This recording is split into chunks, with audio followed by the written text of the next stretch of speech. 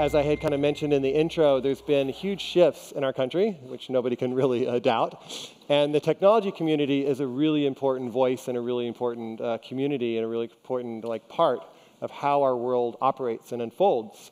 And social media and Facebook and Twitter are places where they're not just places where friends connect now, they're places where political views are shared, opinions are shared, people win elections or don't win elections in part by their use of those. And so the next 30 minutes is really just a discussion about what are the lessons that the technology community can learn going forward, and how do we look at recent events and also begin to kind of break this barrier that exists between the two parties and the two kind of opinions that don't really serve us. And so I'm happy to have Dave and Rob and Justin to kind of share your thoughts and views on where we go from here. And for me anyways, and people could disagree with me, I feel like there was one candidate saying, we're going to go forward, even though she wasn't I didn't feel like she was super enthusiastic about the forward.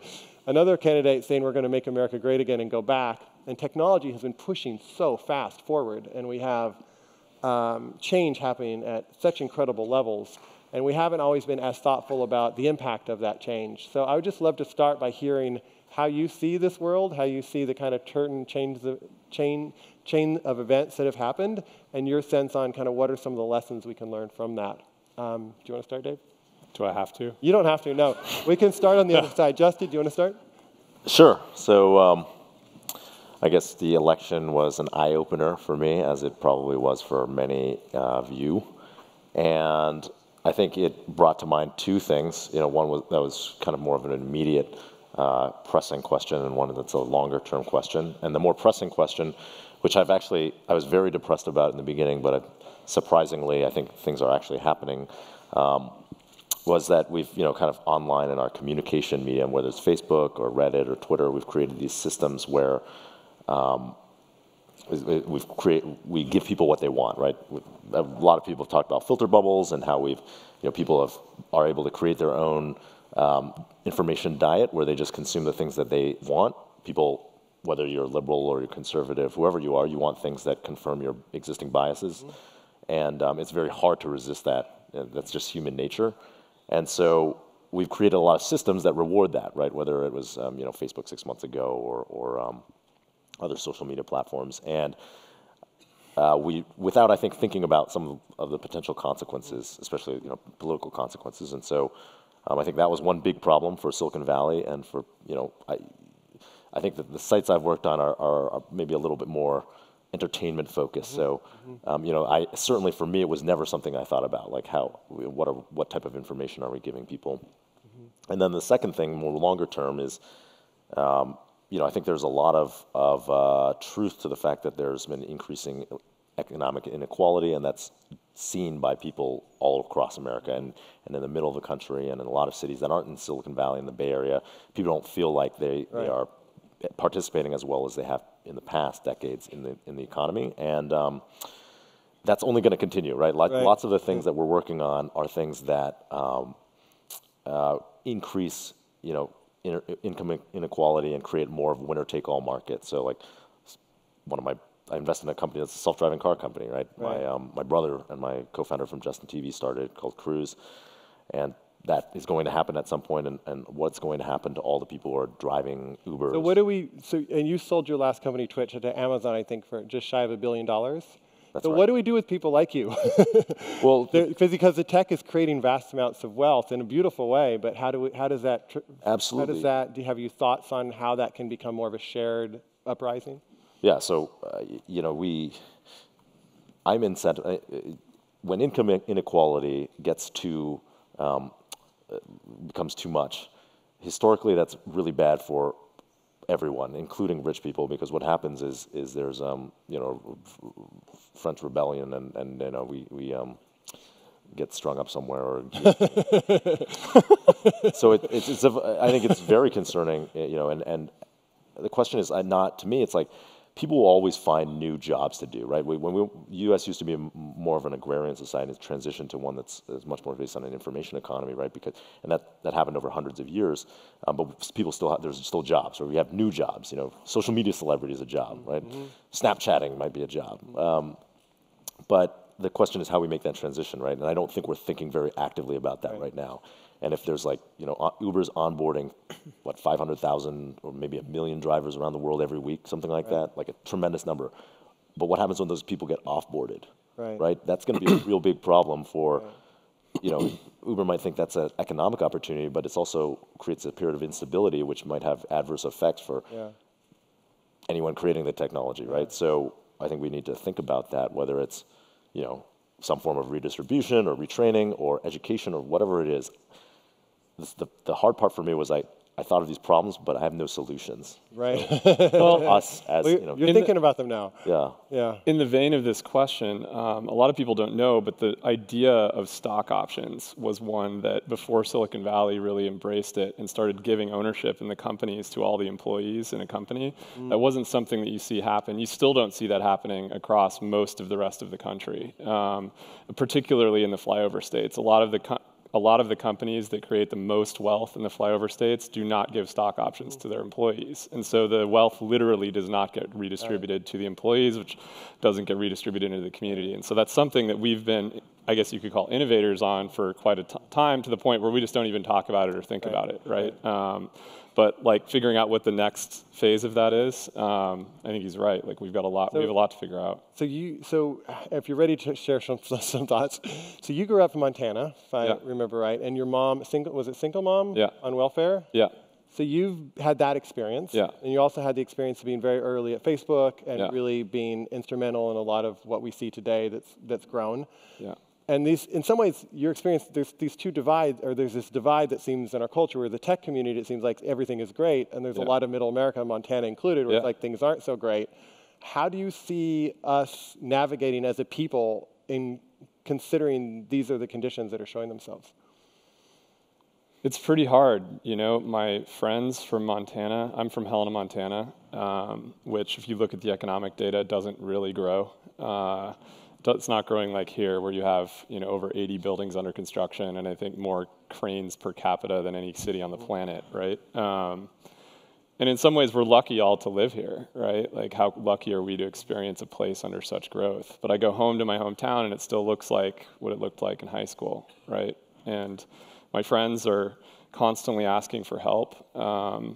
In the form of advice, and I find, I do a lot of work in Montana to try to teach entrepreneurship, work with the governor and the senators of Montana. It's a small place. There's 1 million people, and it's like one of the largest states in the country. But the knowledge, even the kind of stuff I'll say that Justin and the guys at Y Combinator are doing with Startup School to transmit the knowledge of entrepreneurship just into the internet in a format that is consumable and can help people come up the entrepreneurial curve, to me is some of the most valuable some of the most valuable,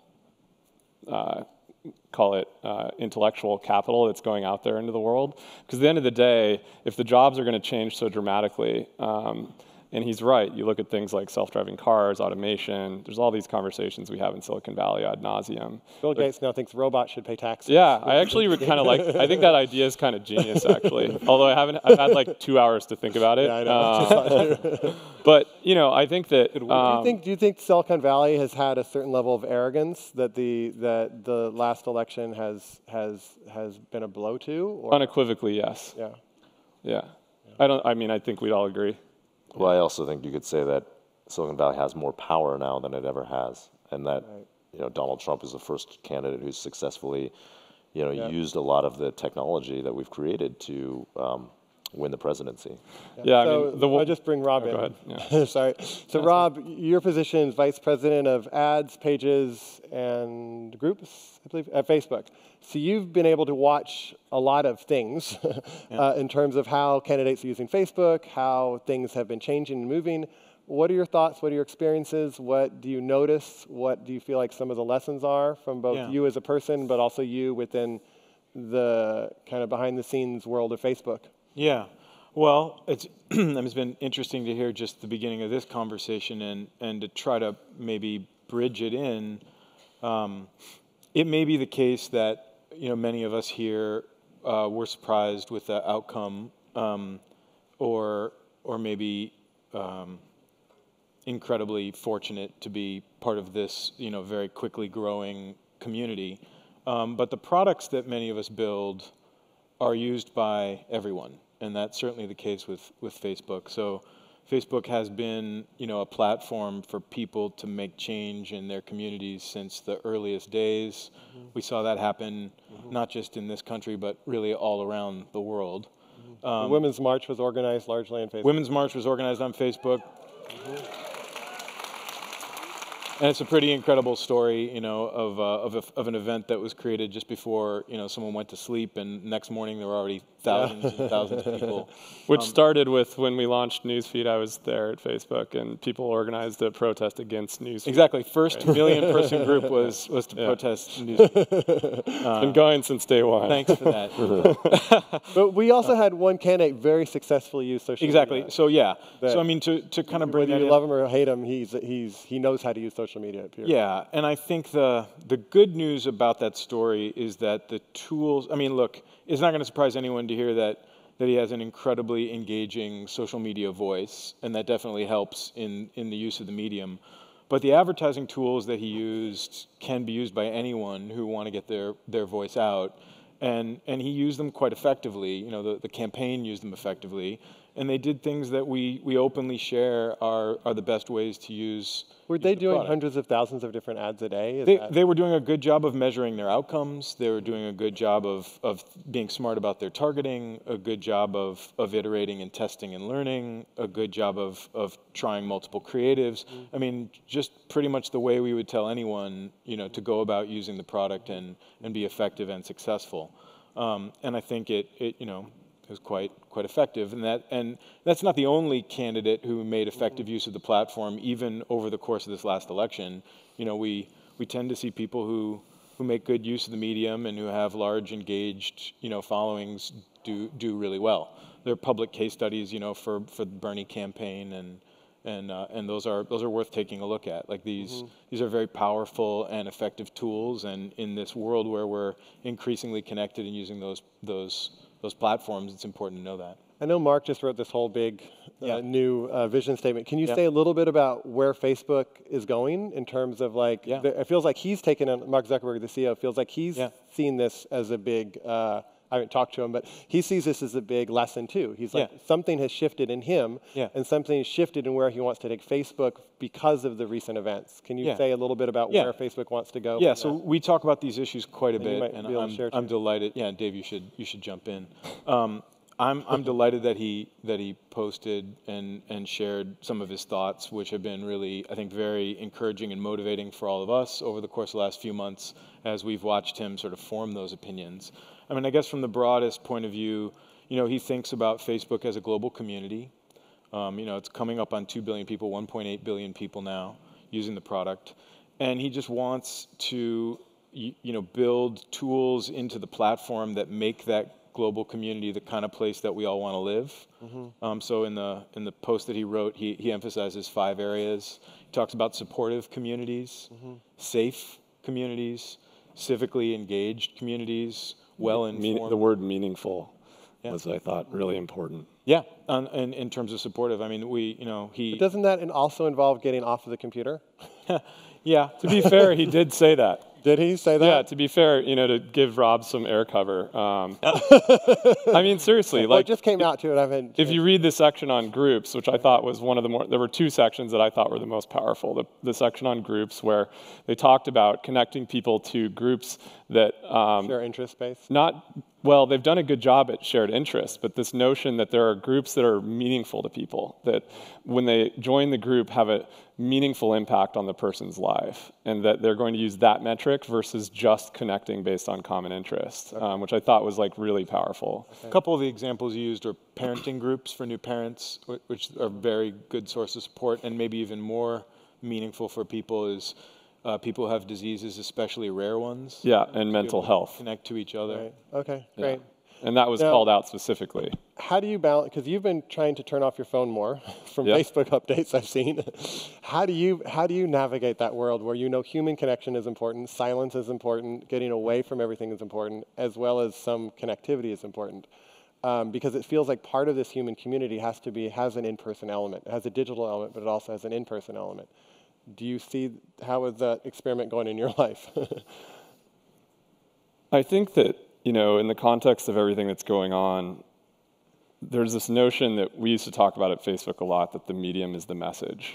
And that one of the things that I think people are missing about what's happening right now is that we're shifting off of the printing press and mass media as a technology and into this internet-based society, which is a huge deal. And I don't think that we actually don't talk about it very much. We just kind of experience it, and we all try to turn off our notifications. And one of the questions that I keep thinking about in the context of what you're saying is that I'm working on a project right now called Sunrise, and we're trying to find the cure for depression. And my partner in this is UCLA, and we saw the UCLA campus data showed that the number of students with depression since the election has doubled. And so to me, that says we have a national psychological disaster on our hands in the country. And how do you deal with that? There's these hard questions, is social media exacerbating this problem? Sometimes I turn on Facebook, and this is a system that I helped work on. I have a lot of pride about, also have a lot of questions about. I honestly feel pretty bad about a lot of what's, I think I have all the mixed feelings that everybody has, but sometimes I turn it on and it's a fear machine, and how do you deal with that? Do you deal with it just through meditation? Do you deal with it through, I live in Mill Valley. We've built a group in Mill Valley on Facebook. It's a Facebook group. It has hundreds of people that are all what I would call mindful. They're part of either the creative community, the mindful community, whatever. And the whole point of it is to use that digital tool to get people together in the real world, right? And so I don't think we can sort of just turn it off, if that makes sense. But we also have to consume, to Justin's point, the information diet in a balanced way, but also use the tools to create offline community as much as possible. And I'm actually pretty encouraged by you guys made some specific feature recommendations yesterday that to me, running a group that's for the Mill Valley community will actually, the stuff you guys put in that letter will actually meaningfully improve the ability to deliver on that, which actually seems pretty positive. Yeah, and I think it's probably worth talking just for a minute about some of the healthy information diet sort of aspects of what we discussed yesterday. Having a well-informed community is a really important priority. There are a lot of people working on that right now, and there are a lot of dimensions to that problem. Because it's a short-form medium, you do tend to see less nuance in it. And that can be a good thing, it can be a bad thing. And so the focus on recent focus on accuracy is important, but even more important over time is working on sensational content, divisive content, polarizing content, and trying to present a more balanced spectrum of points of view over time and sort of evolve into a much richer and more representative sample of opinions in the product. Right. Justin, let's bring you in here. So I know this. I read your post on Medium, which was, I thought, a beautiful description of what the lessons are learned. And I know that you've been enormously skillful at knowing how to create amazing companies that get a lot of attention. I got from the post that you feel like there's a new challenge for you now, or a new challenge for the entrepreneur community, which is not only creating something that gets a lot of hits, a lot of page views, a lot of people looking at it, but actually does something a little bit different. I wonder if you could speak a little bit to what you see potentially as this new cycle, and maybe this is where Facebook is going to, but it feels like there's kind of a new chapter of yes, it's great if we can get all these people to do X, Y, or Z, but then there's this other piece of does it bring us together? And I'm wondering if you have thoughts on how that might begin to shift. Well, I think I don't really have a solution, like I said, but I think people, And can I just mention, you were the very first person who decided to live stream your life. Yeah, it's great. I was living across the street from him, ironically. He wore a camera on his head, and he was literally going to live stream his life. So at any time, you could just go and see what Justin was doing. I think we've... He's lived in the future, in other words. I've lived in the future. I think that we in Silicon Valley in the past, since I've been an entrepreneur here for the 12 years, and in that amount of time, people are constantly obsessed with figuring out, testing things and figuring out how people want to interact online, and what works, what resonates, and building a machine or machines that respond to that feedback cycle and give people more of what they want. And I don't think that we, myself being the first to admit guilt here, have thought about what are the consequences if we build that machine. Like, what happens to the world in the when we build all these machines that do that. And so now we're starting to have more discussions about that. Whether we have like, are we addicted to our phones? Have we built things that are too good, right? Or do we don't think about the consequences of that. And there's a lot of like, human beings are very primitive in a lot of ways, and a lot of what we are creating are things that mimicked ways that we wanted to interact, or we longed for interactions we longed for that we used to have, right? In maybe historically, and so.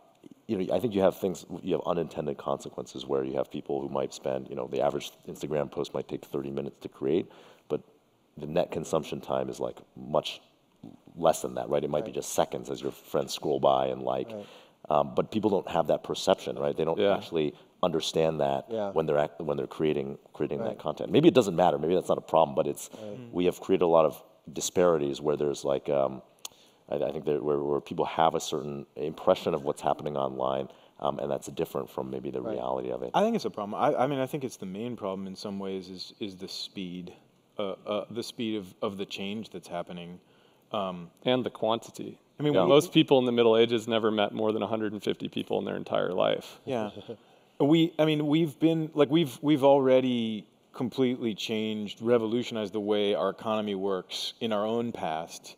But it took 100 years to go from farming into manufacturing, and now it's the disruptiveness of technology and the way that it's changing the way the world's working is happening inside of a lifespan, maybe even multiple times inside a lifespan. And I think just helping people appreciate that even though technology is indeed moving quickly and we can consume lots and lots of information in just a fraction of a second, like humans haven't changed that much.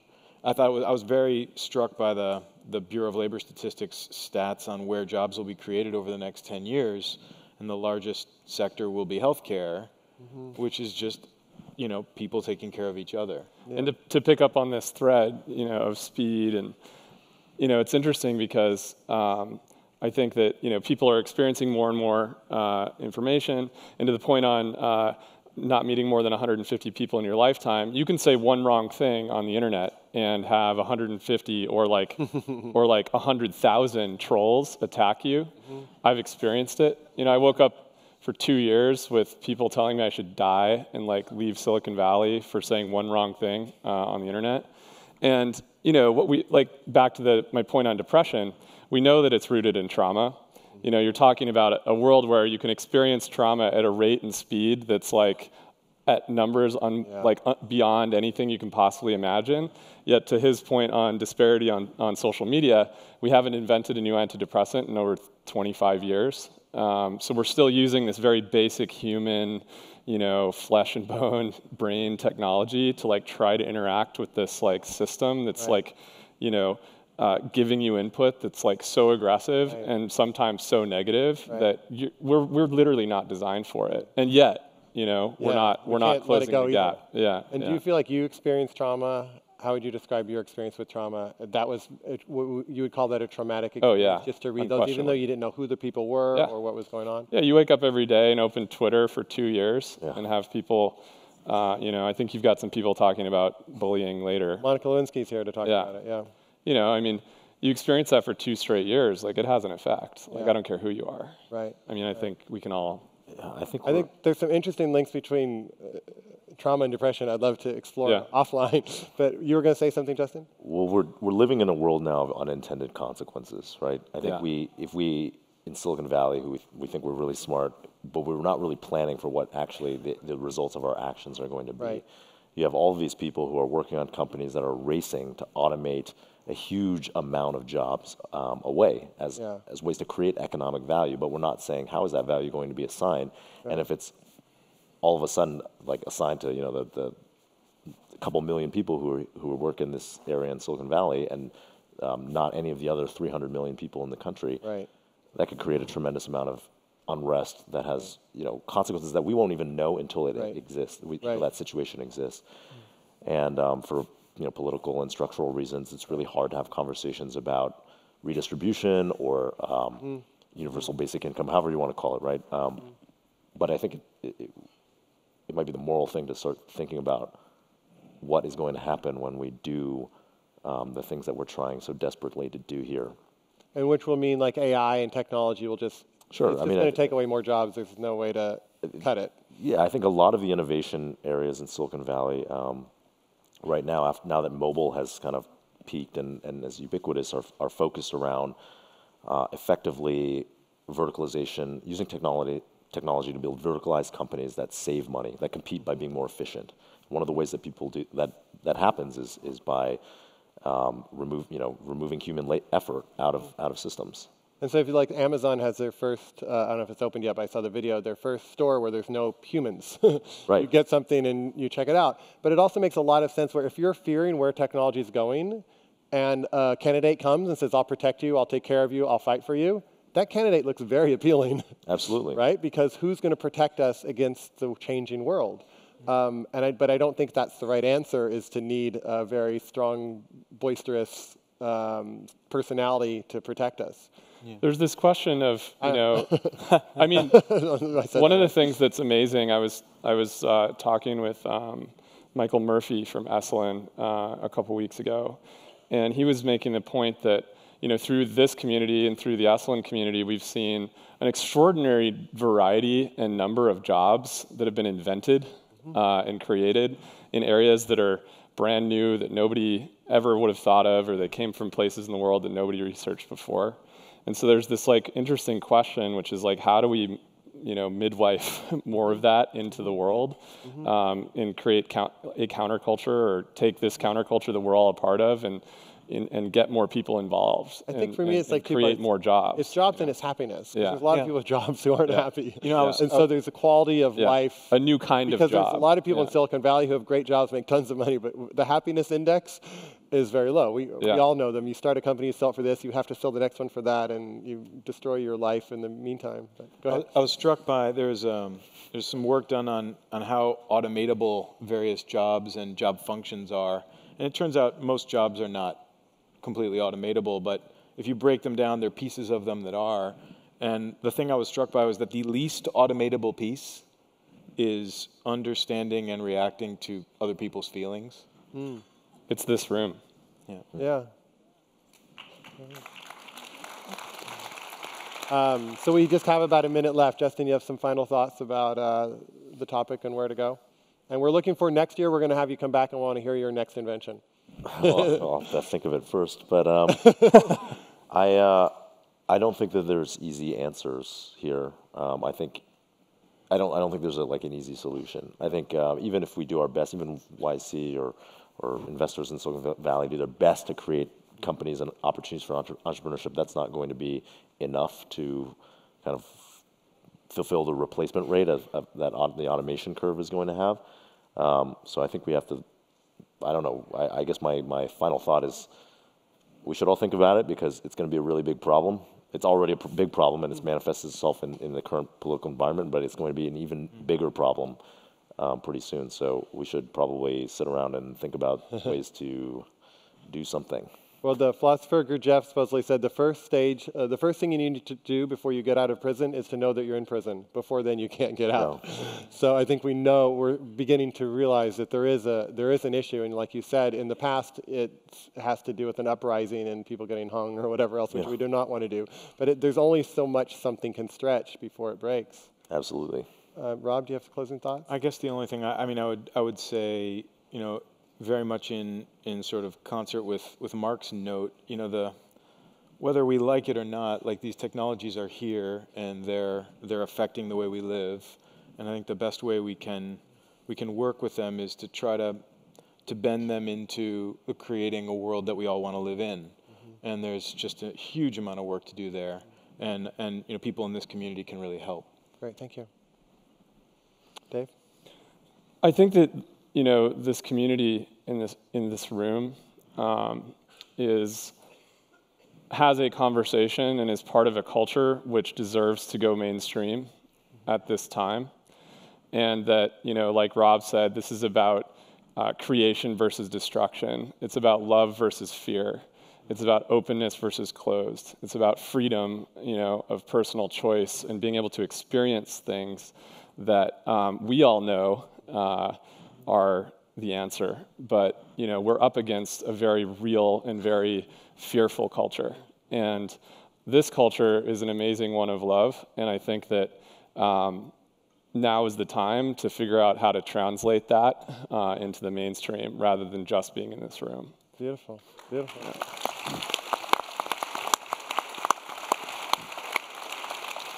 That's a great way to end it. So we're going to go work on that now.